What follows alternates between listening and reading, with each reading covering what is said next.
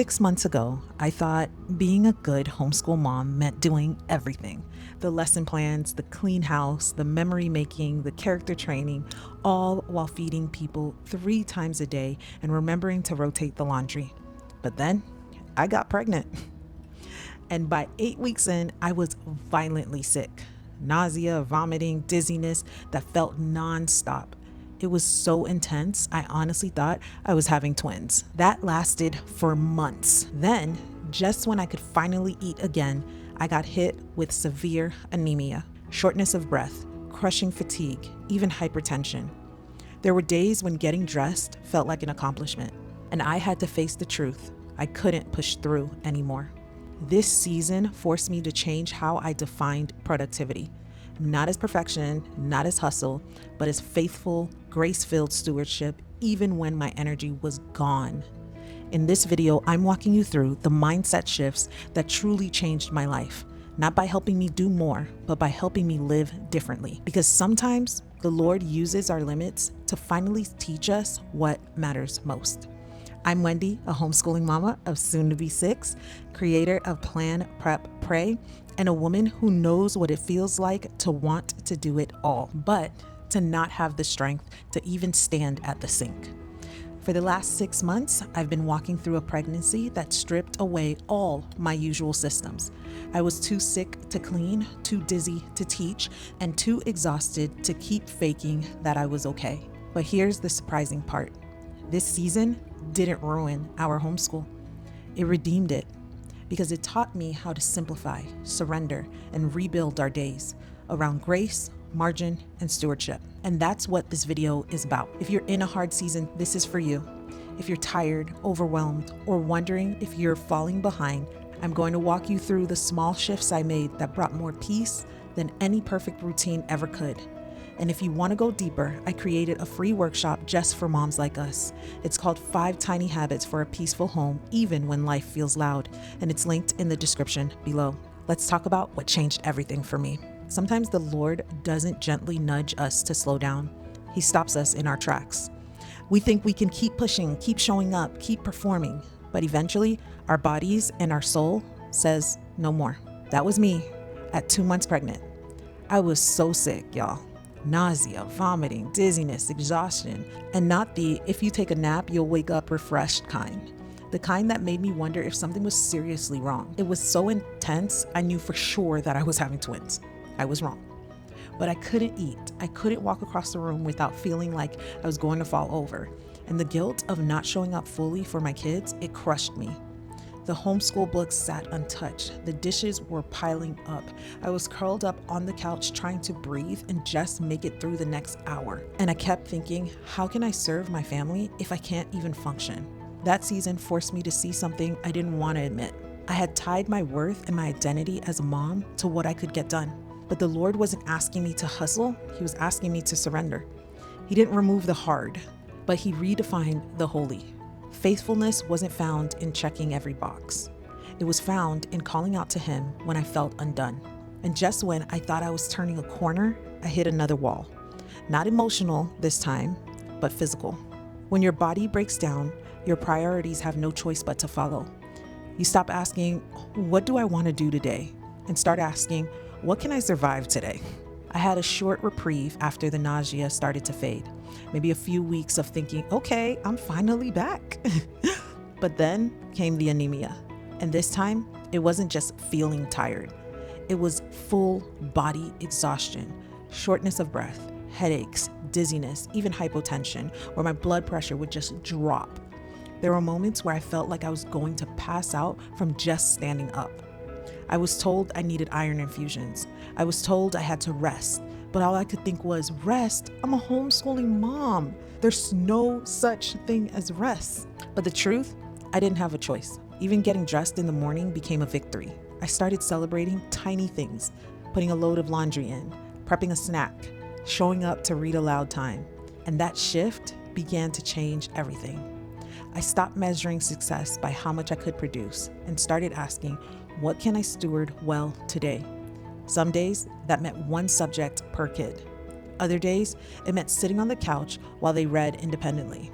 I stopped planning to fill the whole day. Instead, I picked 3 things I could reasonably do: one school task, one cleaning task, and one act of connection. That was it. And that was enough. This wasn't about giving up. It was about giving myself permission to redefine productivity, not as pressure, but as peace. So what did that look like practically?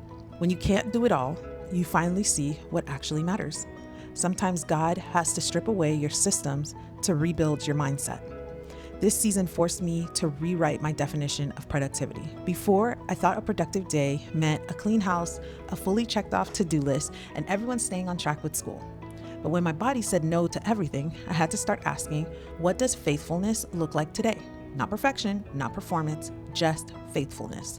So I created a new rhythm: 3 daily to-dos, 1 cleaning task at the time of the day that I had the most energy, curriculum that allowed for independence, not because I was lazy, but because it allowed my kids to grow while I healed. Lastly, margin: real space for rest and real life. And friend, something amazing happened.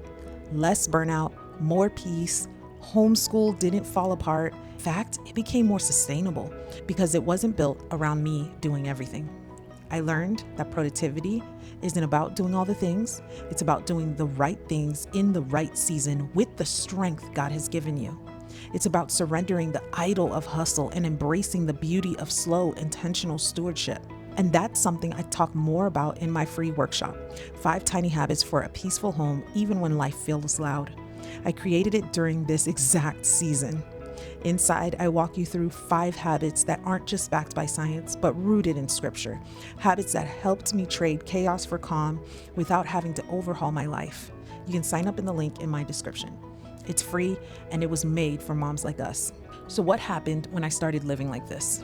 I realized you didn't need to overhaul your whole life to experience real peace. Sometimes the small, faithful shifts change everything.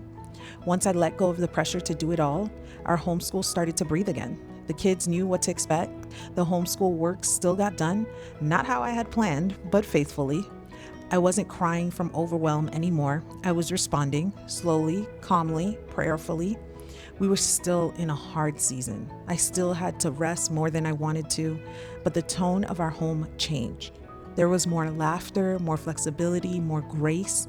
Even my children noticed. They started stepping up, being more independent because they had the margin. Before, I would micromanage more than I realized. Now, without my constant hovering, they rose to the occasion and proved their capabilities and showed their servant hearts. We weren't surviving, we were growing in the midst of my limitations. The fruit of faithfulness doesn't show up in perfection. It shows up in presence, in peace, in letting the Lord build the house instead of trying to carry the load yourself. Sometimes He does His best work when we finally step back and say, Lord, I trust You to fill in the gaps. And if you're in a hard season, if you're barely getting through the day and wondering what's wrong with you, I want to speak directly to your heart. Truth is, most of the time, it's not about fixing your schedule or finding a new curriculum. We need someone to remind us, you are not lazy, you are not failing, you are in a hard season, and you are still showing up. I used to tell myself I just needed to try harder, push through, catch up, do more. But in this season, I couldn't. And I realized it wasn't because I was failing, it was because I was human, because I have limits, because I wasn't made to run on empty and call it faithfulness. The Lord wasn't disappointed in me. He was inviting me to slow down, to stop striving, to sit at His feet and say, this season is hard, but I trust You in it. So if you're barely hanging on right now, this is your permission to stop trying to catch up. You're not behind, you're being refined. And the Lord who called you to this life will also equip you to walk it, one small step, one faithful minute at a time. Peace is possible. Even if your house is loud, your body is tired, and your homeschool doesn't look the way you thought it would. You don't have to keep pushing through just to prove you're strong. You don't have to keep performing to feel like you're doing enough. What changed my life these past 6 months wasn't a planner or a curriculum or some magical morning routine. It was learning to steward the little, to stop measuring my worth by my productivity, to choose presence over pressure, peace over perfection, faithfulness over frantic striving. That shift didn't come easily. It came through sickness, weakness, being forced to stop and ask what actually matters in this season. So if that's where you are right now, if you're in a season where everything feels heavy, please know this: you're not alone. You're not broken. You just need a new rhythm. That's exactly why I created the free workshop. It's linked in the description. It'll walk you through the same kind of shifts that helped me stop drowning and start rebuilding my days around what really matters. If this video encouraged you, share it with another homeschool mama in the trenches. And remember, friend, the Lord sees your season, and He's not asking you to be super mom. He's inviting you to walk in step with Him, one small surrendered step at a time.